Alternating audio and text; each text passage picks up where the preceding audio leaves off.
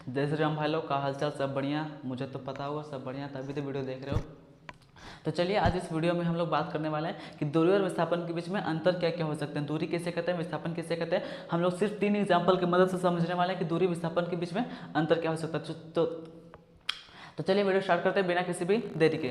सबसे पहले कि दूरी हम लोग किसे कहते हैं, दूरी पथ की कुल लंबाई को दूरी कहते हैं। अगर कोई हम यहाँ पर अभी खड़ा है, यहाँ से हम कहीं भी क्यों ना घूमते चले, जितना हम दूरी उसका परिमाप जिसे कहते हैं, आयत वगैरह में आपने पढ़ा होगा परिमाप किसे कहते हैं, तो वहाँ पर हमारा जो पूरा परिमाप होता है वही कहलाता है दूरी। अब मान के चलिए ये एक आयत है, ठीक है। इस आयत का परिमाप क्या होता है, इस चारों बॉर्डर मतलब चारों जो बाउंड्री होता है सबसे बाहर हिस्सा का, वही बाउंड्री क्या होता है, परिमाप। और ये परिमाप क्या कहते हैं हम लोग साइंस की भाषा में, दूरी, ठीक है। अब विस्थापन किसे कहते हैं, तो प्रारंभिक स्थान व अंतिम स्थान के अंतर को विस्थापन कहते हैं। दूरी का एक कॉन्सेप्ट क्लियर हो चुका है आई थिंक। विस्थापन किसे कहते हैं, तो प्रारंभिक स्थान व अंतिम स्थान के बीच के अंतर को विस्थापन कहते हैं। अब मान के चलिए कि यहाँ पर कोई एक वस्तु रखा हुआ है, मतलब कोई चींटी है, इसने यहाँ से यहाँ तक तय किया, ठीक है। इसका लंबाई कितना हो गया, 3 फीट मान के चलिए, 3 फीट ही होगा लगभग। तो यहाँ से चींटी कितना, यहाँ से यहाँ तक कितना हुआ उसका, 3 फीट विस्थापन हुआ, ठीक है। लेकिन अगर यहाँ से वो यहाँ पर आया, यहाँ से यहाँ तक की लंबाई कितनी है, 2 फीट, कितना होगी टोटल 5। लेकिन ये दूरी व विस्थापन नहीं। अगर इस कोण, अब ये देखिए कि प्रारंभिक इसकी स्थिति कहाँ पर है, ये इस कोने में, और अंतिम स्थिति कहाँ पर बनी, तो यहाँ पर। तो ये हमारा हो गया दूरी। लेकिन विस्थापन क्या, प्रारंभिक स्थान व अंतिम स्थान के बीच के दूरी को।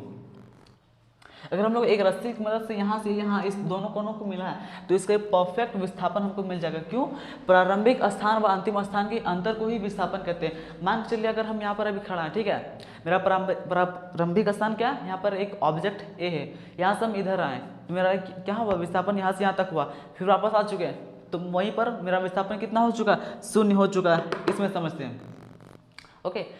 अब दूसरा क्या है कि दूरी सदैव धनात्मक होता है। दूरी क्या होता है, सदैव धनात्मक होता है। अब मान के चलिए कि हम यहाँ कहीं भी ट्रैवलिंग कर रहे हैं, यहाँ से इधर आए, यहाँ से वहाँ गए, हम जितना भी चलते रहे क्या होगा, मेरा दूरी पॉजिटिव होता है। कैसे, यहाँ पर कोई एक चींटी खड़ा है, यहाँ से यहाँ पर गया 3 फीट, यहाँ से यहाँ 2 फीट, कितना हो गया 5 फीट, 5 से फिर यहाँ से यहाँ पर आया 3 फीट, 8 फीट, 8 फीट, यहाँ से यहाँ फिर 2 फीट, कितना हो गया टोटल उसका दूरी 10 फीट। लेकिन विस्थापन कितना हो गया, विस्थापन उसका 0 हो चुका, लाइन पे चला गया, दिमाग आज गर्म होने वाला पक्का।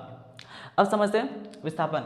विस्थापन धनात्मक, ऋणात्मक और 0 तीनों हो सकता है। अब कैसे हो सकता है, तो यहाँ पर कोई एक चींटी पहले समझते आ रहे हैं शुरू से, तो यहाँ से यहाँ तक चला कोई चींटी 3 फीट, 3 से 2 5 फीट, 5 से 3 8 फीट, 8 से वापस 2 10 फीट। इसका दूरी कितना हो गया भैया, 10 फीट पॉजिटिव हो गया। विस्थापन कितना हो चुका, 0। अब मान के चलिए हम यहाँ पर खड़ा है, ठीक है, यहाँ से यहाँ तक हम आए, कितना सेंटीमीटर हिले हम, 20 सेंटीमीटर, वापस यहाँ पर आ चुके हैं, तो वापस आ चुके हैं। प्रारंभिक स्थिति और अंतिम स्थिति मेरा 0 हो गया। क्यों, हम वापस एक ही स्थान पर आ चुके हैं। अब अगर यहाँ से फिर इधर आ गए, मतलब हमको काम उल्टा हो रहा है, और दूरी मेरा कितना हो गया 20 सेंटीमीटर, 20 से वापस 40 सेंटीमीटर, 40 से यहाँ पर वापस 60 सेंटीमीटर। लेकिन यहाँ पर से वहाँ तक मेरा विस्थापन कितना हुआ, सिर्फ और सिर्फ 20 सेंटीमीटर, मतलब ये और ज़्यादा नीचे गिरता चला जाएगा।